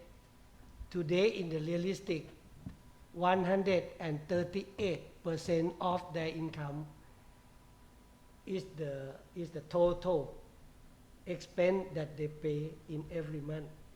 The shortfall of the figure is come from like the informal, right? This is welfare package or anything to helping this group. The next group is 15,000 to 30,000 baht a month. Most of them is the target group of the non-bank and the government bank. More than 30,000 above is a commercial bank. This is the group, but unfortunately, after the COVID, that you see like that Dr. Thitima is showing you, 60,000, the income and the expense is square.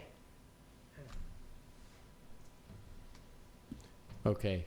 Thank you. I think Kun Chucherd has some questions as well. I hope you guys are ready for some difficult ones. No. Please introduce yourself and ask. I'm Chucherd from FPRI Advisory. Thank you for all three speakers for sharing your insight today. I have 2 or 3 questions. First of all, to Kun Surapol from the NCB.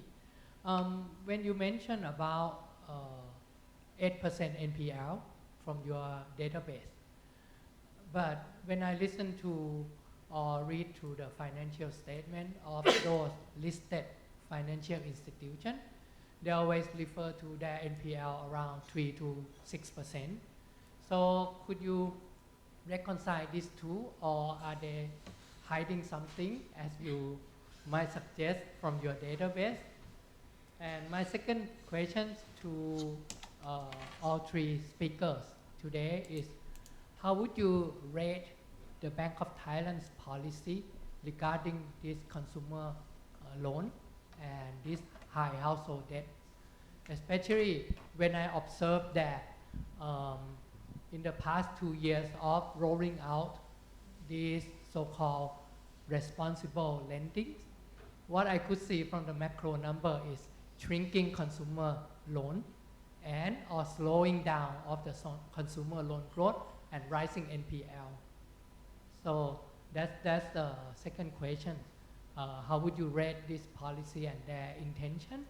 And third is, what do you think about this, the idea of from this Minister of Finance suggesting that mortgage loan should be extended further to 85 years old of the mortgagees? Thank you. From question number 1, I think is in every forum that I show the figure, they were asking like this. The definition. In credit bureau, the IMF is come many years ago.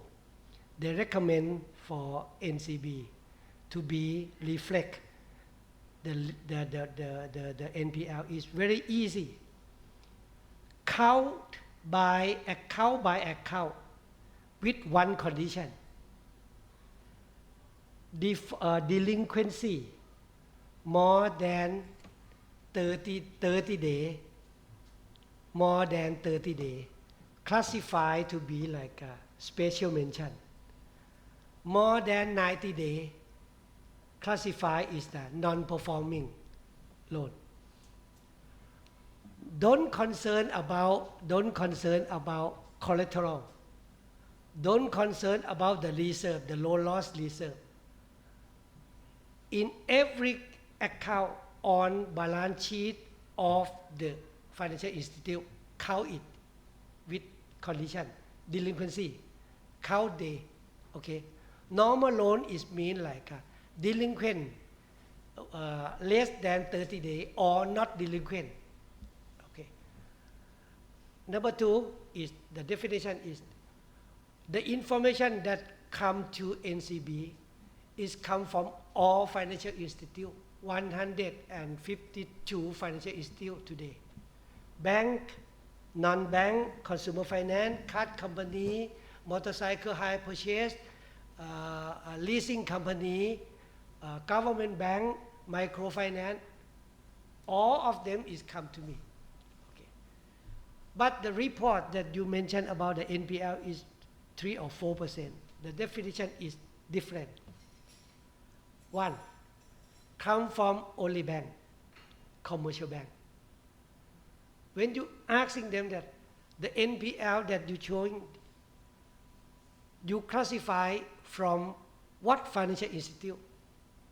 The answer will be only the bank or the bank, the commercial bank, plus the subsidiary of the commercial bank. They regulate in this area. They can correct the data from the financial institute that they regulate. For example, hire purchase company from the dealer, from the production side, Toyota leasing, Nissan leasing, Isuzu leasing, either BYD or come to my office. They have no report to the Bank of Thailand because the Bank of Thailand is control about the leasing, just some part of the bank and the subsidiary of the bank. Okay, the coverage, okay, is different. Number two is the some of the account is not count. For example, this account is accounting write-off. This account is fully reserved and write-off on balance sheet, but not report because they are fully hedged, fully reserved. That's something is not report. I think is that to clarify is apple by apple. The joking story is that the CEO of the foreign bank, they want to talk to me for I meeting because they asking for the marketing. The NPL of the bank is one figure. They ask with the head of risk management in the same bank. The figure is different. They want to talk to me that the information that I sent to you under the IMF definition, how many NPL that I have. You know that. And I show them that. They're amazing because it's double with the marketing side. Okay, and 1.5 times with the risk management. You see like this? Because the definition. Okay.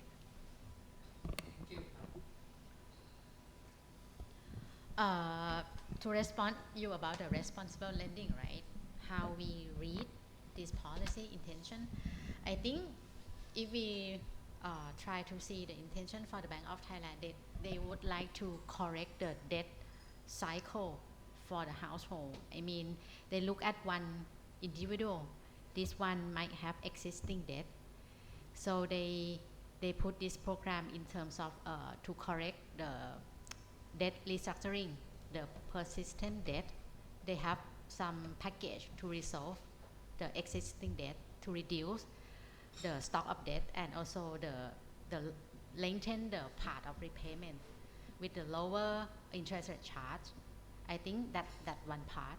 Another part is to try to try to have more healthy for new debt for each person.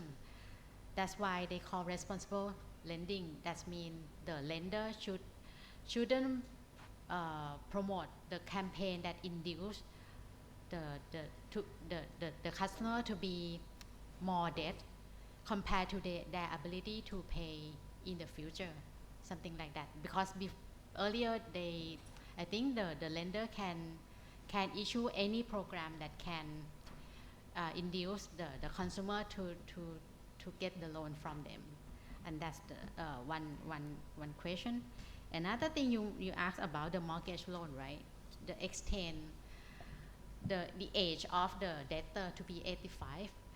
In terms of because I'm from the financial institution, what we look at the consumer is the ability to pay in the future. If the government asks to lengthen the age of the debtor, I think government should do another parallel way, is that to increase the retirement age for Thai people as well. Because just only increase the age, it doesn't mean that you can earn more money throughout the income stream of their life. Thank you. Well, the questions about the Bank of Thailand